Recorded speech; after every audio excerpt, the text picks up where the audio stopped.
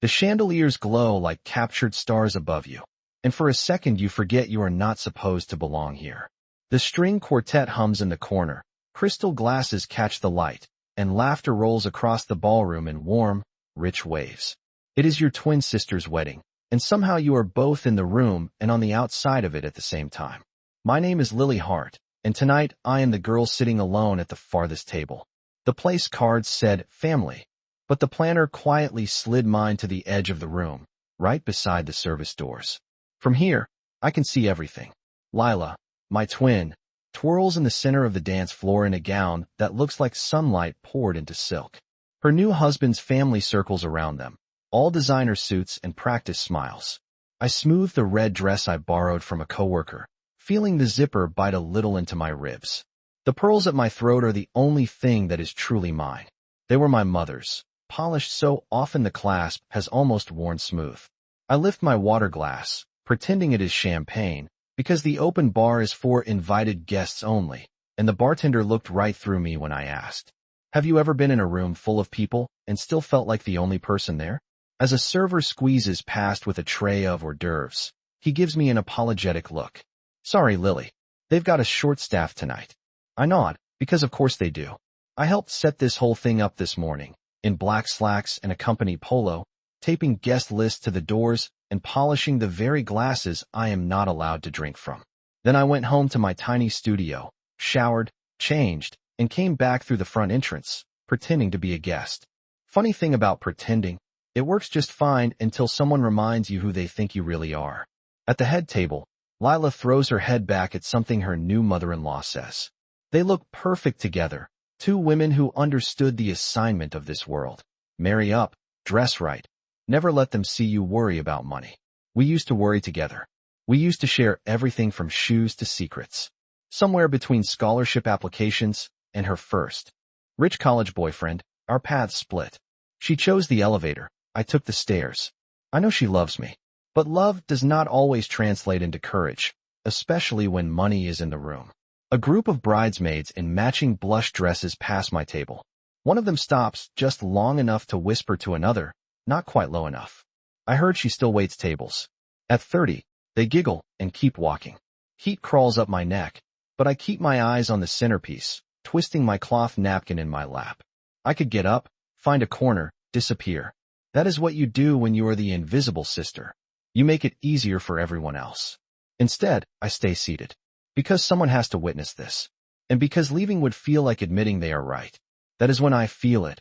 A shadow sliding across my table, the subtle shift of air as someone steps behind me.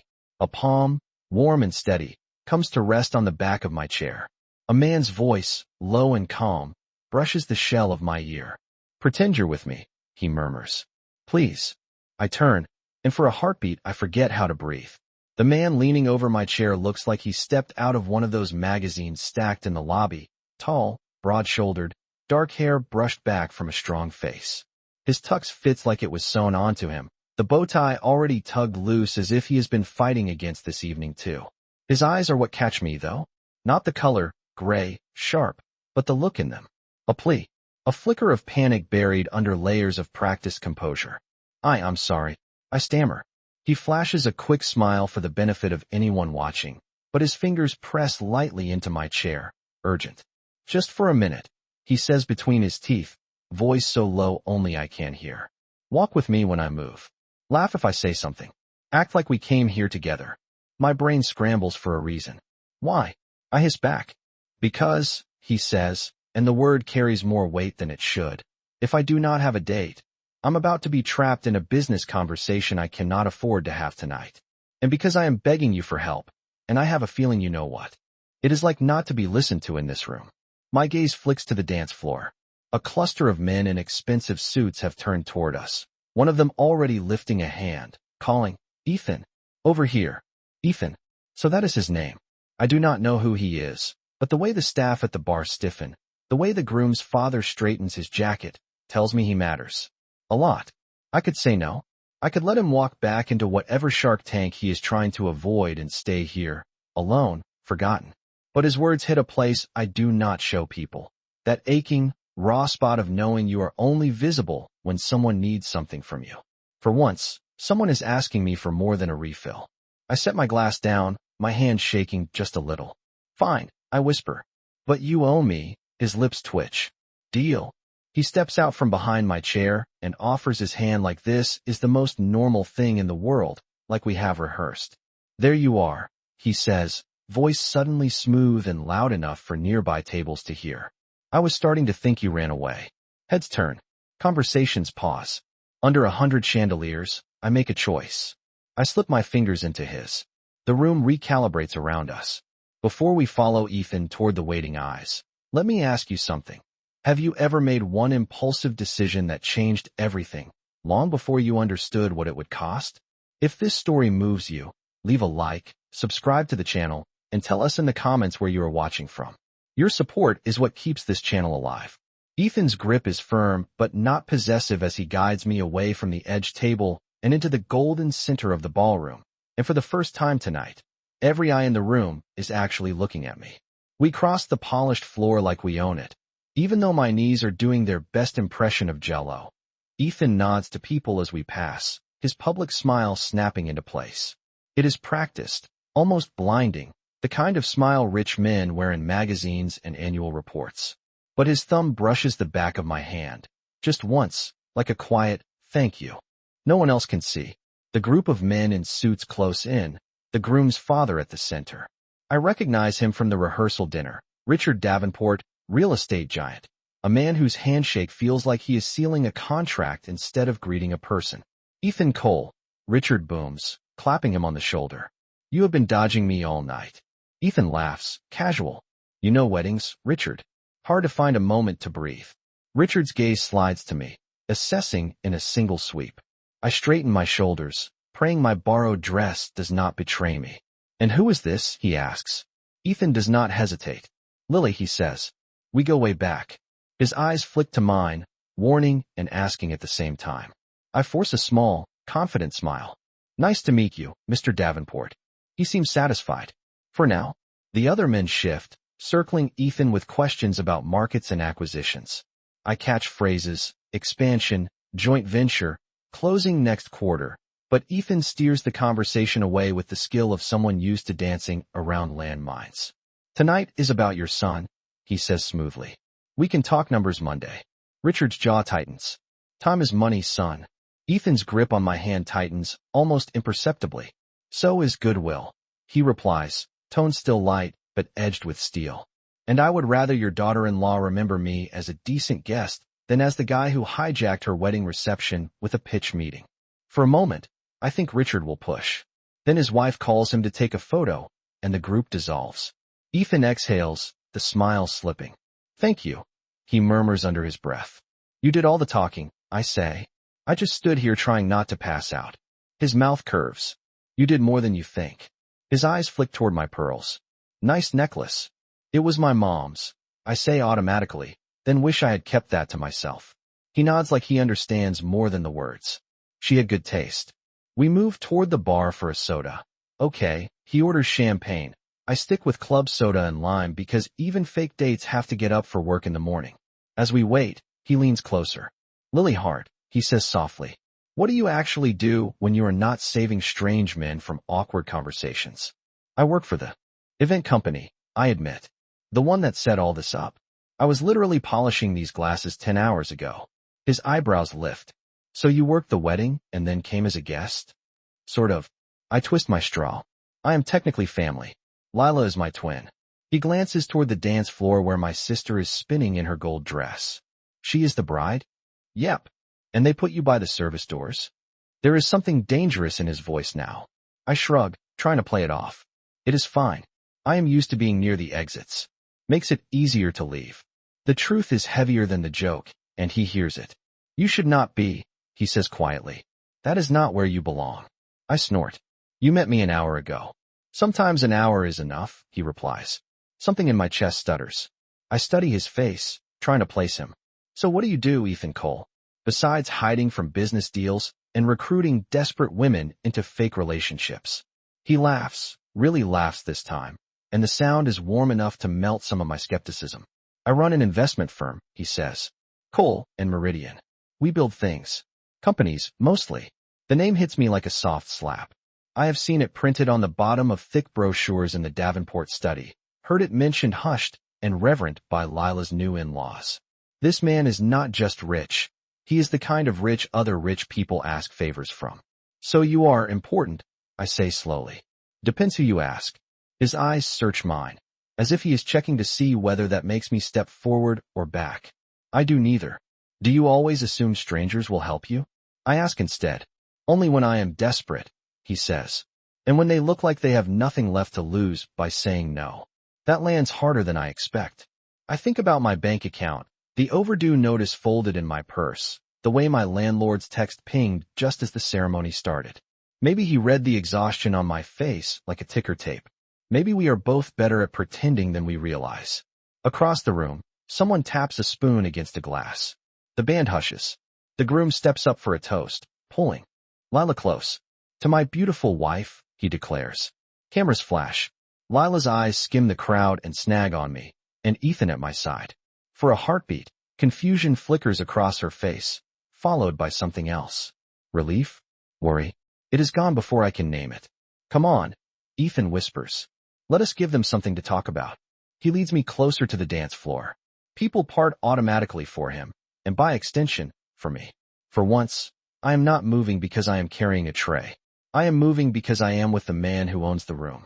And yet, as he places a respectful hand at the small of my back, guiding me onto the edge of the dance floor, he leans in and says the one thing I did not expect to hear. Lily, if at any point you want out, you just squeeze my hand twice. I will get you out of here. No questions asked. The music swells, couples spin, champagne bubbles catch the light. I look up at this billionaire stranger with kindness in his eyes and think, maybe pretending with him will hurt less than pretending I am okay on my own. If you have ever tried to dance with someone you barely know while half the room watches, you know it is a special kind of torture. Ethan is surprisingly gentle, though. He does not pull me into some fake romantic clinch. He keeps a respectable distance, his hand warm between my shoulder blades, our joined hands moving in a slow, steady rhythm. Relax, he murmurs. You are doing fine. I stepped on your shoe twice, I whisper back. Once, he corrects. And I deserved it. I huff out a laugh, tension bleeding away. Maybe that is why I do not notice the woman approaching until Ethan's shoulders stiffen. Ethan, a cool voice says behind me. We stop. I turn to see a woman in a silver gown that probably costs more than my car. Her hair is sleek, her lipstick perfect, her eyes sharp. Sophie, Ethan says, polite but distant. You clean up well, she says, ignoring me completely. I did not know you were bringing a date. Now you do, he replies. Sophie's gaze slides to me, finally acknowledging I exist. And you are? Lily, I say. Nice to meet you. Funny, she murmurs, head tilting. I have never seen you at any Meridian events. Ethan's jaw flexes. That is because she does not work for me. Her eyebrows lift. Yet, she says, voice dripping implication. I suppose that is why you have been too busy to return calls about the Davenport project. You were entertaining. She lets the word hang there. I feel my cheeks heat. We are not discussing business at a wedding. Ethan says, steel slipping into his tone. Sophie's smile is all teeth. Richard is not going to wait forever, Ethan. Neither am I. With that, she disappears into the crowd, heels clicking like a gavel. X. I ask. Something like that, he says. Partner. On paper. I wonder how many people see him as a person at all. Before I can ask, the DJ calls everyone to take their seats for dinner. Ethan escorts me back to a table much closer to the center than the one I started at. Place cards rearranged themselves while I was gone, apparently. Lila and her husband are only a few seats away. As waiters pour wine, Lila leans over.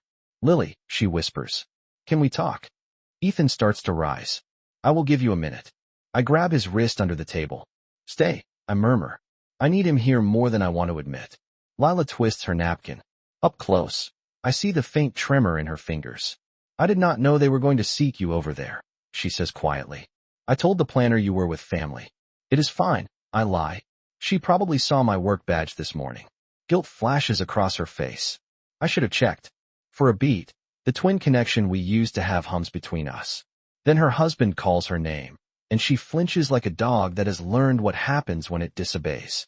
We will talk later, okay? She says, already half turned away.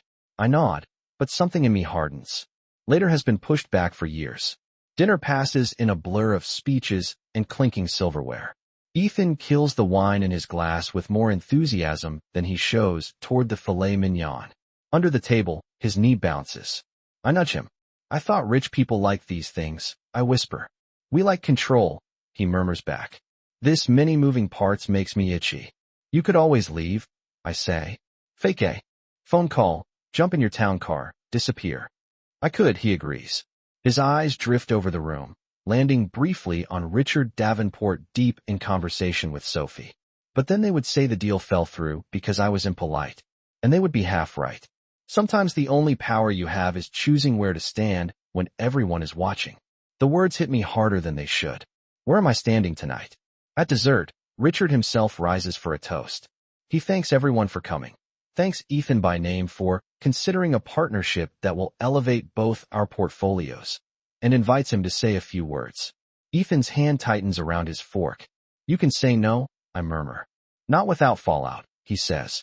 He dabs his mouth, rises smoothly, and steps up to the microphone, his public mask sliding back into place. He speaks well, I will give him that.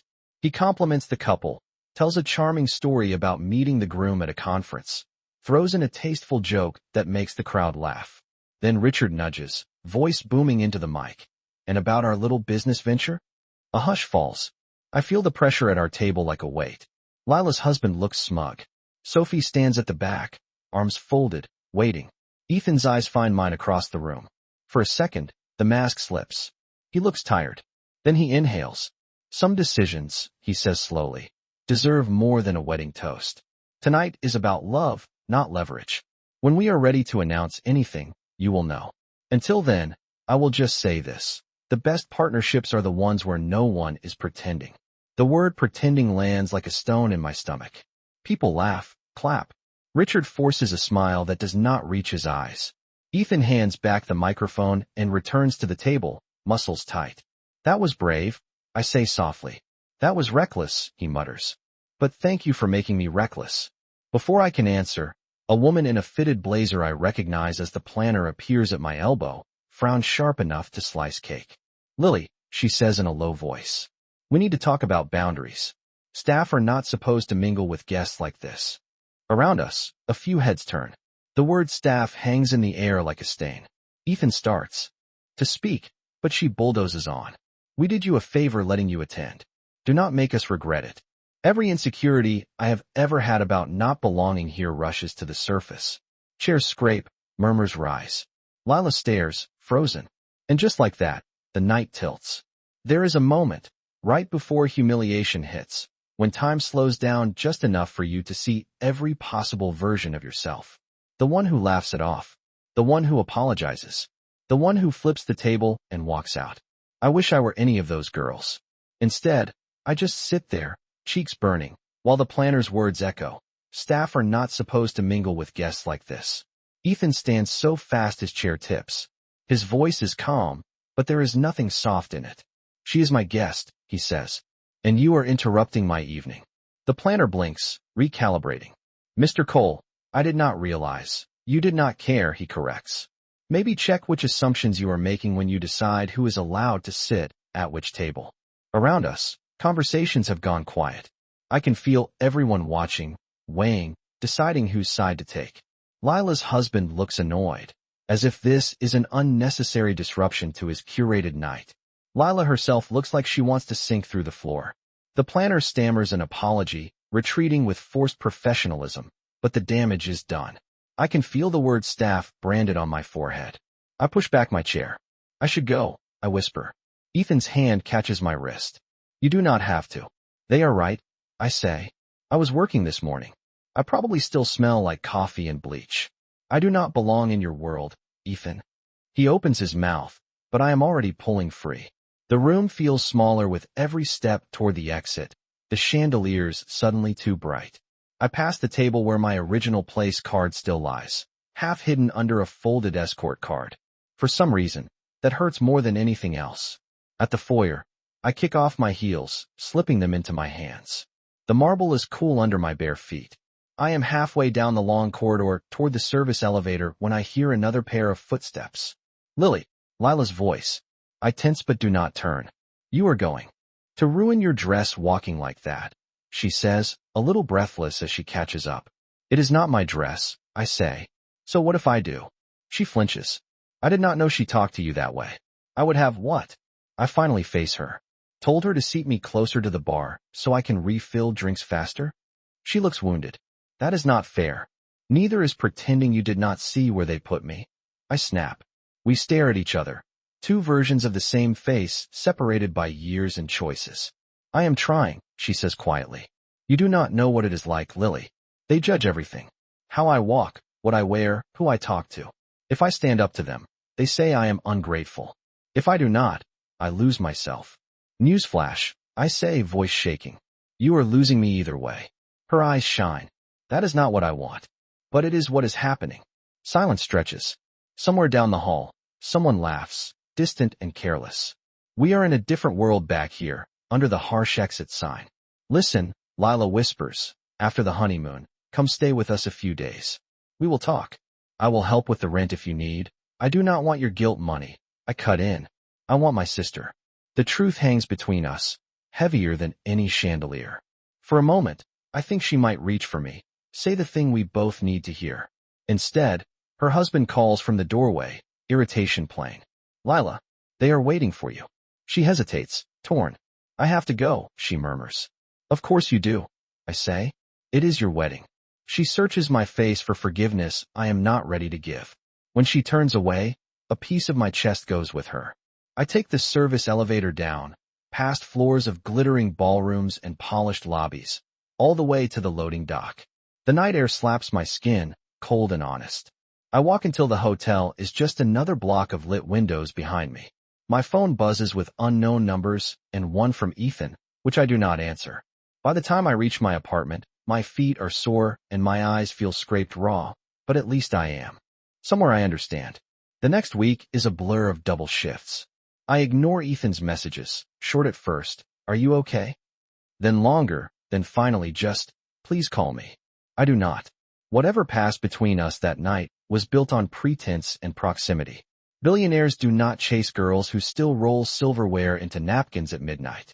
Until one afternoon, my manager calls me into the back office. My stomach drops.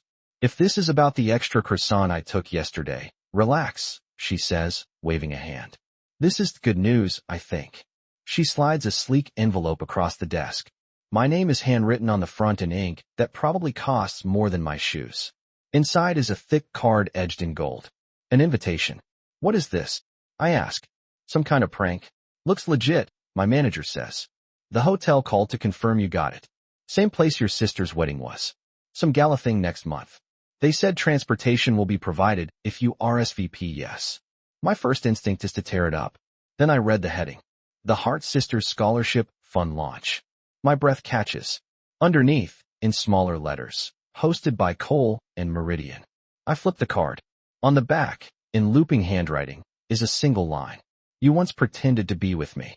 Will you let me stand with you, for real this time? Ethan Cole. I sit back hard in the chair. My manager whistles. Girl, she says, you did not tell me you knew people who use ampersands in their company names. I should say no. I should stay in my lane, keep my head down, survive. But there is that word again, humming under my skin like a challenge. Pretend. Maybe I'm tired of it. Maybe it is time to see who people become when the act drops. I look up. Can I have the night off that day? If you do not go, I will go in your place, my manager says. Now get back to the floor. Those tables are not going to bust themselves. I slip the invitation into my apron pocket, the cardstock warm against my hip, like a door I have not decided whether to open. The night of the gala arrives faster than my courage. I spend the day working a breakfast event, then rush home to my studio with just enough time to shower and stare helplessly at my closet. 3 t-shirts, 2 pairs of jeans, 1 black dress that has seen more funerals than parties. The invitation sits on my dresser, silently judging me. A soft knock sounds at my door. I freeze. No one knocks here. They buzz from the street and shout into the intercom. I crack the door and see a garment bag hanging from the knob like some kind of urban fairy tale. There is a note pinned to it. No pretending equals no borrowed dress from strangers. This is a gift. Yours to keep, or to burn if you hate it. I glance up and down the hallway. No sign of a messenger. I carry the bag inside like it might explode. Inside is a gown the color of midnight at sea, simple and clean, the fabric cool under my fingers. No sequins, no glitter, just lines that look like they were designed to fit a real human body, not a mannequin. There are matching shoes in a box on the floor. They actually look comfortable. Okay, Ethan Cole, I mutter. Point for you. I almost send the dress back. But then I think about the scholarship fund on the invitation, about seeing my last name in gold foil next to his, about what that could mean for kids like us who grew up counting every penny. Maybe this is not about me. Maybe this is about what we could build. So I put the dress on. When I fasten my mother's pearls at my throat, something in the mirror shifts. I still look like Lily, same brown hair, same restless eyes, but I also look like someone who might walk into a ballroom on purpose. Downstairs, a black car waits. The driver greets me by name. I sink into the leather seat, hands folded tight in my lap as the city blurs past. Have you ever done something completely out of character? I whisper to nobody but you and the empty car. Somewhere between stupidity and bravery. At the hotel, the same chandeliers blaze. The same marble gleams. But the energy is different. There are fewer people in couture and more in simple suits, cocktail dresses that have seen multiple events. Name tags read, teacher, social worker, first-generation grad. A banner stretches across the entrance. The Hart Sisters Scholarship Fund, opening doors for first-gen students. My throat tightens. Someone calls my name.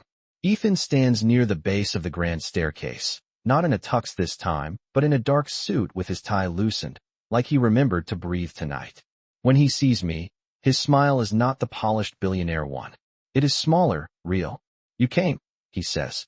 I almost did not, I admit. I noticed, he says, eyes flicking to my dress. But the fact that you are wearing this instead of burning it feels promising. I considered that too, I say. Decided arson was a bad first impression. He laughs, the sound easing some of the tension knotting my shoulders. Walk with me, he asks, offering his arm. Last time I did that, my entire life imploded. I say, but I slip my hand into the crook of his elbow anyway. As we move through the crowd, he nods to people, introducing me not as someone he goes way back with, but as Lily Hart, co-founder of the scholarship fund. The words hit me like warm rain. You put my name on this. I murmur when we pause near a display board showing photos of students and stories of their struggles. You used your story, he says. I used my money. That sounds like co-founding to me. I stare at him. You barely know me. I know enough, he says. I know you worked your sister's wedding and then showed up in a borrowed dress anyway because you refused to disappear. I know you gave up the easy path a long time ago. I know you hate being pitted more than you hate being broke. And I know you make me want to be braver. Heat floods my cheeks for an entirely different reason than humiliation this time. You are doing okay on the bravery front tonight, I say softly. Throwing your company's name behind a fund like this in front of your investor buddies? That is a choice. His jaw ticks. They will live, or they will leave. Either way, I am done building things that do not mean anything. Before I can answer, a familiar voice cuts in. Lily. I turn. Lila stands a few feet away, hand pressed to her chest. She is not in a bridal gown tonight. She is in a simple navy dress, hair pulled back, face almost bare of makeup. Her husband is nowhere in sight. You got the invitation, she says, eyes shining. Of course she did, Ethan says quietly. This would not exist without her. Lila's gaze flits between us. Can we talk? She asks. I will get us drinks, Ethan says, stepping away to give us space, but not too far, like he is ready to step back in if this turns ugly. We move to a quieter corner near a window overlooking the city. Traffic glows below like a river of molten gold. I left, Lila blurts. What? The honeymoon was a disaster, she says, words tumbling. He talked about deals the whole time. About how marrying me was good optics. He yelled at a waiter for bringing the wrong mineral water. I saw my future, and I panicked. She laughed shakily. So I came home early. Mom would say I made my bed and have to lie in it. But Mom is not here, and I decided I would rather sleep on my own couch than in a mansion where nobody sees me. I swallow. Lila, I am sorry, she says, eyes filling. For the seat by the service doors, for not standing up to them, for making you feel less than. I was so scared of losing my place at their table that I did not notice I was losing my place in your life. 100 comebacks crowd my tongue. Sarcasm, anger, hurt. Instead, what comes out is a whisper. I missed you. Tears spill over. I missed you too, she says. Can we start over? As the Hart sisters who survived everything together? Not the rich wife and the poor twin. I think of the banner, of my last name written beside hers, of all the kids who might get a shot, because we stopped letting other people define our worth. I exhale slowly. Starting over sounds good, I say. We step into each other's arms, the hug clumsy at first, then fierce. Somewhere behind us, a camera clicks. For once, I do not care who is watching. When we pull apart, my eyes are swollen and my mascara is probably a war crime, but I feel lighter than I have in years. Ethan appears at a polite distance, 2 glasses in hand. He hesitates, reading the room. Is it safe to approach, or am I walking into twin crossfire? He asks. White flag, Lila says, sniffing it. Attempting a smile. Truce. Good, he says, offering me a glass of sparkling water and her a champagne flute. I invested a lot in this scholarship. I would hate to lose either of its namesakes in a family civil war. Lila looks at him curiously. You did all this for us. For people like you, he corrects. But yes, the idea started at your wedding. I watched someone valuable get shoved to the edge of the room because of how much money she did not have, and I realized I was doing the same thing in my own life. With people. With purpose. So I decided to fix it. She arches a brow. You are very smooth, Mr. Cole. I am very motivated, he says, eyes flicking to me. Also, my therapist says I need to make more amends. I choke on my drink. You have a therapist? Of course, he says. You think people just wake up one day as emotionally available billionaires. We laugh, the kind of laugh that comes when tension finally snaps. The evening slides into speeches about the fund, about first-generation college students, about doors that stay closed unless someone on the inside props them open. Ethan speaks last. He does not stand at a podium or use a teleprompter. He just steps into the middle of the room, microphone in hand, and talks like he is speaking to each person individually. I grew up in a trailer park off Route 7, he says. Gasps ripple. A few investors shift uncomfortably. My father was in and out. My mother waited tables at 3 different diners. We had a rule. If someone dropped change on the floor and did not pick it up, that was ours. I built a company so I would never have to choose between groceries and rent again. But somewhere along the way, I learned another bad rule, that the people with the money sit in the center of the room, and everyone else is lucky to stand along the walls. That rule is garbage. A laugh cracks through the crowd. He continues. The smartest person I know is a waitress who used to think she belonged by the service doors. Tonight, her name is on that banner. She is the reason this fund exists. And if anyone here has a problem with that, the exits are clearly marked. My face is on fire, but my heart is doing cartwheels. Lila squeezes my hand, so hard our rings press little crescents into our skin. After the applause dies, people swarm Ethan with congratulations, then peel off to find me, shaking my hand, sharing their own stories of scraping by. For the first time, my service industry origin story is not something to hide. It is the reason I am here. Later, when the band switches to softer music and the donors slip out, leaving behind mostly students and staff, Ethan finds me on the edge of the dance floor. Funny, I say. We always end up talking near the edge of a room. We could change that, he says, offering his hand. Dance with me, Lily Hart. There is no planner here to yell at me for mingling with guests. You are the guest of honor, he says. They can yell at me. I take his hand. The band starts a slow, easy song. We sway under the chandeliers, which somehow seem less intimidating tonight. Thank you, I say quietly. Not just for the fund. For what you said about rules. I meant every word, he says. I spent years believing I had to play their game their way. But the thing about being the one signing the checks? You get to decide which values your money amplifies. I study his face. Up close, he looks tired around the eyes, like he has spent a lot of late nights rethinking his life. What made you change? I ask. He thinks for a moment. That night at the wedding, he admits. Watching you sit by yourself, watching them treat you like furniture. It felt familiar. You? I scoff. I cannot picture you invisible anywhere. Oh, I was invisible for a long time, he says. Rich people like the Davenports, they do not see the help. They did not see me when I was bussing tables in their country club at 16. They only saw me when I came back years later in a suit. Even then, some of them only saw the balance sheet attached to my name. He shrugs. When Sophie started pushing that deal, it felt like being that kid again in a different uniform. Expected to smile, to say thank you, to be grateful for scraps. Meeting you reminded me, I do not owe anyone that version of myself. My throat tightens. I am sorry, I say, for ignoring your messages, for assuming you were just slumming it for a night. You had every right to assume the worst, he says. Men like me usually deserve it. But for what it is worth, he hesitates, searching for the words. The moment you walked out of that ballroom barefoot, I realized I cared more about whether you picked up when I called than I did about any deal on that table. My heart kicks against my ribs. That sounds inconvenient, I say. He smiles crookedly. Extremely.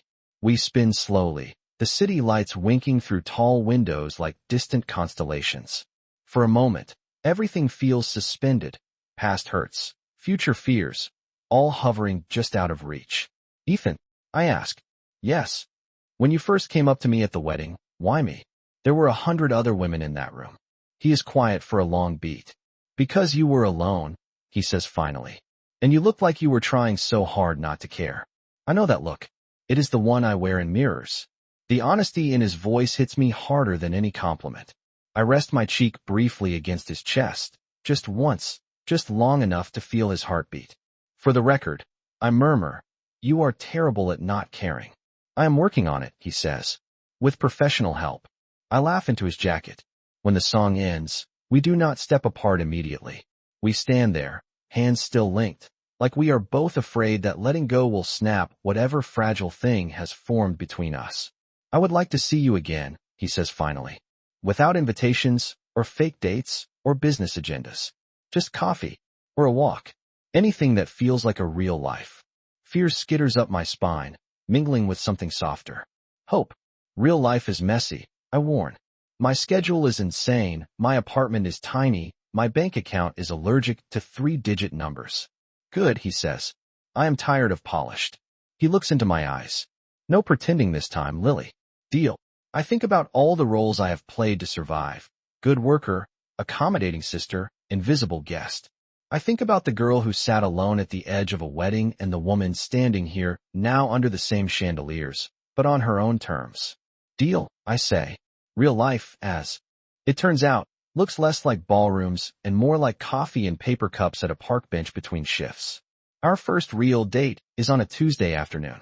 I have a 3-hour gap between a corporate luncheon and an evening charity thing. He has a board meeting that could run itself if people would stop hearing their own voices, as he texts. He shows up in dark jeans and a sweater, hair slightly mussed, carrying 2 coffees and a brown paper bag. Before you judge, he says, handing me the bag. This is a turkey sandwich from the deli around the corner. I asked the guy what was good, and he said, anything that is not from a hotel kitchen. I laugh, taking a bite. It is absurdly good. We sit on the bench, watching kids race each other on scooters, joggers puff past, a dog determinately drag its human toward a squirrel. So this is you off duty? I ask. No tucks, no shareholders. This is me trying to remember who I was before I had a corner office, he says. You? This is me trying to remember who I was before I started measuring my worth in tips, I reply. We fall into an easy rhythm, trading stories. He tells me about the first time he saw his company's name on a building and how it felt like standing on the edge of a cliff. I tell him about the time I carried a wedding cake up 3 flights of stairs because the venue's elevator broke, and how the bride only looked up from her Instagram long enough to complain the frosting was crooked. Why do you stay, he asks. In events. I shrug. Because I am good at it. Because I like seeing people happy, even if I am the one picking confetti out of the carpet after. Because college never worked out and rent does not pay itself. He studies me. And if money were not an issue? I look down at my coffee. The answer has been sitting quietly in my chest for years, too shy to speak. Art. I say finally. I used to draw all the time. Mom would tape my sketches to the fridge. Then she got sick, bills piled up, and drawing felt selfish. It is not selfish to have a gift, he says. It is selfish for the world to never see it. I roll my eyes. That is a very billionaire thing to say. Maybe, he admits. But it is true. Days turn into weeks. We steal time where we can. Some mornings he stops by the diner where I grab coffee before a shift, sliding into the booth across from me like he has been doing it forever. Some nights I find myself in his car after work, windows down as we drive aimlessly, talking about everything and nothing while the city glows around us. It is not some fairy tale montage. We argue. We misread each other.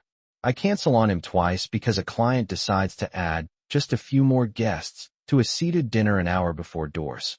He disappears into a crisis when a deal overseas starts to go sideways. But through it all, we keep showing up. One night, after a particularly brutal event where a drunk guest knocked over a centerpiece and blamed me, I end up at Ethan's place for the first time. His penthouse is exactly what you would expect. Floor-to-ceiling windows, minimalist furniture, art that probably costs more than my annual income. But there are also socks on the floor and an empty ramen cup on the counter, which is weirdly comforting. Rough night, he asks as I collapse onto his couch. I got yelled at because a man who cannot handle his liquor also cannot handle gravity, I say. And the planner reminded me for the third time that I am lucky to have this job with my background. Anger flares in his eyes. I hate that word, he mutters. Which one? Lucky. People like us, we are not lucky. We are stubborn. We survive. Easy for you to say from your glass tower. I tease, but there is no real bite. He sits beside me, leaving just enough space that I know he is thinking about boundaries. For what it is worth, he says, I am proud of you. The words land like a warm blanket. I did not realize how badly I needed to hear them until now. You know, I say after a moment. For a guy who claimed he does not want to be trapped, you are doing a great job of building something that looks suspiciously like a relationship. His gaze meets mine, steady. That does not scare me the way it used to, he says. What scares me is the idea of going back to who I was before you sat alone at that table. My heart ricochets around my chest. Outside, the city hums. Inside, the air between us shifts. Ethan, yeah. Do you ever worry this is all too much? I gesture around. The apartment, the lifestyle, the weight of his world pressing against mine. All the time, he says. But then I remember that the only part that feels like too much is the part where I have something to lose. You. It is the simplest, scariest thing anyone has ever said to me. I do not have an eloquent response. I just reach over, lace my fingers with his, and let the silence say what words cannot. Of course, happiness has a way of drawing fire. The hit comes on a Thursday, because bad news never checks your schedule. I am wiping down tables after a corporate breakfast when my manager rushes over, phone in hand, eyes wide. Lily, she hisses, you are on the internet. My stomach drops. That is not a sentence I ever want to hear at work. She thrusts the phone at me. On the screen is a gossip site, headline screaming. Self-made billionaire dating the help? Exclusive photos inside. There we are in a series of grainy shots. Ethan and I at the park bench, outside the diner, walking into his building. In every photo, I am in my work clothes, name tag glowing like a neon sign. The article speculates breathlessly about our unlikely romance, painting me as a schemer, a gold digger, a social climber. Sophie's name is in there, too, quoted anonymously as a close associate talking about Ethan's recent erratic decisions. My hands shake. Turn it off, I whisper. Just turn it off. But the damage is already done. By lunch, other staff members are whispering. By my evening shift, a client asks loudly if the billionaire boyfriend is picking up the tab, then laughs like it is the funniest thing she has ever said. Ethan calls 3 times. I let it go to voicemail. When he shows up at the venue's back in trance, I am stacking chairs in the dim hallway, trying to sweat the shame out of my system. Lily, he says, stepping into the fluorescent light. He looks wrecked, tie loosened, hair mussed from running his hands through it. Are you okay? Do I look okay? I snap, gesturing vaguely toward the world. I am a meme, Ethan. People are arguing in the comments about whether my shoes are fake. He winces. I am so sorry. I did not anticipate that dating a billionaire might attract attention. I laugh, brittle. Really? I knew there would be noise, he says. I did not know they would go after you like this. That is on me. You are right, I say. It is. The hurt that flashes across his face almost makes me soften. Almost. What do you want me to do? He asks quietly. Because right now, my instinct is to burn that entire blog to the ground, sue everyone involved, and move us both to a cabin in the woods. Despite everything, a tiny snort escapes me. You would hate a cabin in the woods, I say. No Wi-Fi. No espresso. He almost smiles. You are not wrong. The smile dies quickly. Tell me how to fix this, Lily. You cannot, I say. This is what your world does to people like me. It chews us up for sport. Then we change the rules, he says. We tell our own story. I will go on record, shut down the rumors, make it clear you are not. Not what? I cut in. Not after your money. Because everybody already believes I am. They see a waitress and a billionaire, and they write the ending for us. Silence stretches, heavy. Do you believe that? He asks, voice low. I meet his eyes. I do not know what to believe right now. The honesty tastes bitter. I like you, I say. Maybe more than is smart. But I do not know how to survive being a punchline in your world. He steps closer, careful, like I am a wild animal that might bolt. Then let me stand next to you while the jokes are being told, he says. Let me be the one they are afraid to laugh in front of. I am tired, I whisper. Tired of defending my right to be in rooms I helped set up. Tired of proving I am not using you. He nods slowly. I cannot take that tired away, he says. But I can show you that I am here, even when it is uncomfortable. Especially then. His hand hovers near mine, but does not touch. The space between us feels like a question.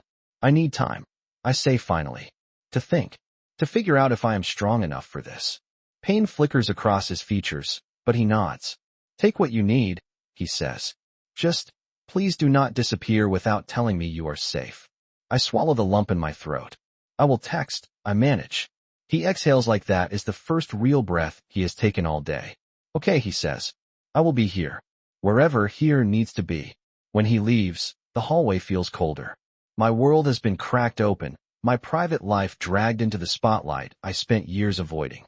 But under the humiliation and fear, something else glows faintly. The memory of his words. Then we change the rules. I do not know yet if I can live in his world. But I am starting to realize that I am done letting anyone else write my story. The storm lasts 3 days.